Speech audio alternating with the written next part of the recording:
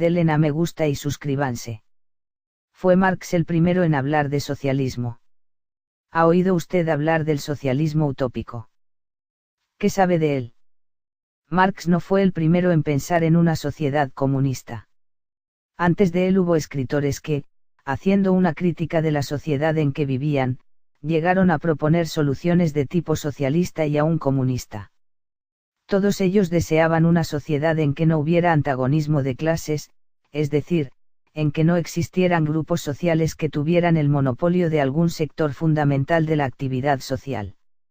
Se anunció la planificación centralizada de la producción, una sociedad mundial en que el poder estuviera en manos de los hombres de ciencia y de los dirigentes de la economía. Se habló de la sociedad del futuro como una federación de comunidades con gobierno propio. Estos escritores han sido llamados socialistas utópicos porque, aunque sus ideas eran de tipo socialista, no eran científicas y, por lo tanto, no podían llevarse a la práctica, eran solo ilusiones de un mundo mejor.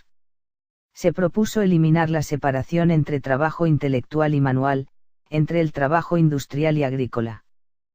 Pero muchas veces esto se hizo proponiendo soluciones que chocaban con el desarrollo natural de las fuerzas productivas.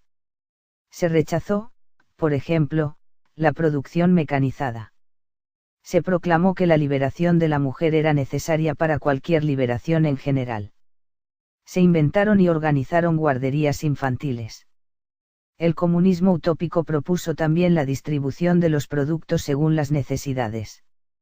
En la utopía de Tomás Moro, cada uno recibe de los almacenes sociales todo lo que necesita. Pero ¿por qué estos pensadores, que tenían tantas ideas buenas, no pudieron construir las sociedades con las que ellos soñaban? Porque en la época en que ellos vivían no existía un capitalismo avanzado, todavía no se manifestaban en forma muy clara sus contradicciones, todavía no se habían producido las grandes concentraciones proletarias en los centros industriales. Todos estos pensadores deseaban una sociedad más justa, pero no podían darse cuenta, en ese momento, de cuál era la clase social que iba a liberar al pueblo de todos los males producidos por el capitalismo. Ellos no consideraron, en sus modelos de sociedad, la resistencia que podían oponer las clases dominantes. Tampoco se formaron una idea correcta del papel que tiene el Estado en las sociedades de clase. No pensaron, por lo tanto, que el aparato de Estado burgués, al servicio de las clases dominantes, iba a ser usado por estas clases para oponerse a la implantación de una sociedad gobernada desde su propia base. Por último, el punto central de sus debilidades fue el método que pensaban usar para implantar la sociedad ideal, simplemente por medio de la propaganda o de una serie de decretos.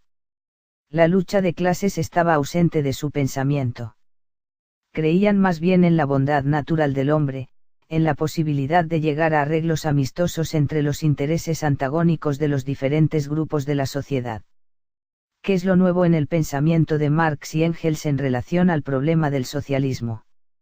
Marx, junto a Engels, fueron los primeros pensadores que no se limitaron a desear una sociedad nueva y justa, donde desapareciera la explotación del hombre por el hombre.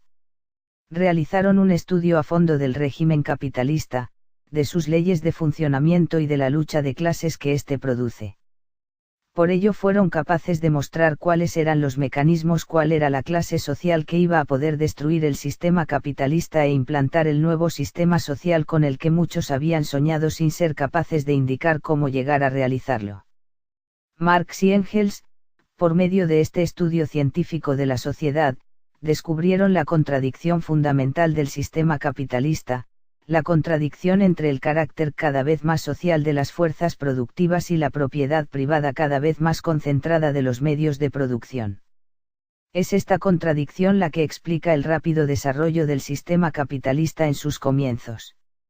Sin embargo, este motor del desarrollo capitalista llega a transformarse en su propio freno en un momento determinado de su desarrollo. La propiedad privada de los medios de producción era en un comienzo una camisa adecuada al desarrollo que tenían entonces las fuerzas productivas.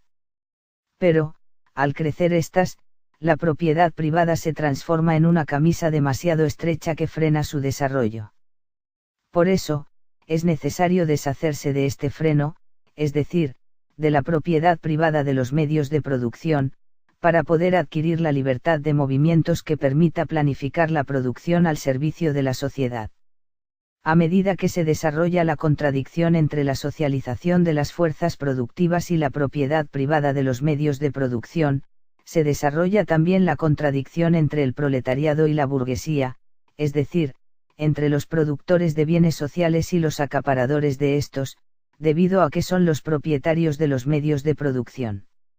La creciente concentración de los medios de producción en un número cada vez más pequeño de capitalistas aumenta la masa de desposeídos, de los que tienen que vender su fuerza de trabajo para poder sobrevivir.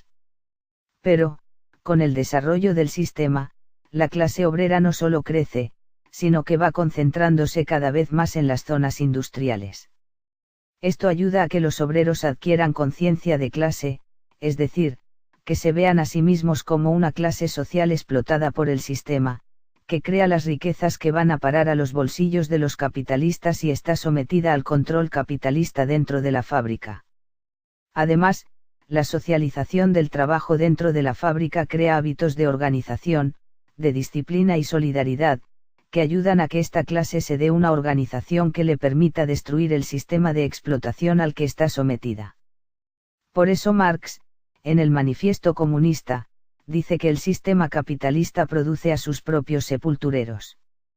Marx y Engels llegaron, por lo tanto, a plantear que el modo capitalista de producción, al convertir más y más en proletarios a la inmensa mayoría de los individuos de cada país, crea él mismo la fuerza que, para librarse de la explotación, está obligada a hacer la revolución.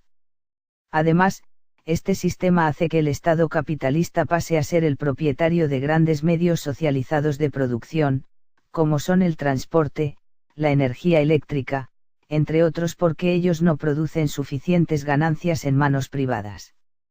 Al verse obligado a hacer esto, el propio sistema señala ya por sí mismo el camino por el que esa revolución va a producirse. El proletariado, al destruir el aparato de Estado burgués y tomar en sus manos el poder, comienza a convertir los medios de producción en propiedad del Estado proletario. La revolución social que pone fin al capitalismo es, por lo tanto, una revolución proletaria. Ella ha sido llamada también revolución socialista porque su objetivo es construir una nueva sociedad en la que los medios de producción sean de propiedad social. Hasta luego, y no olviden de suscribirse.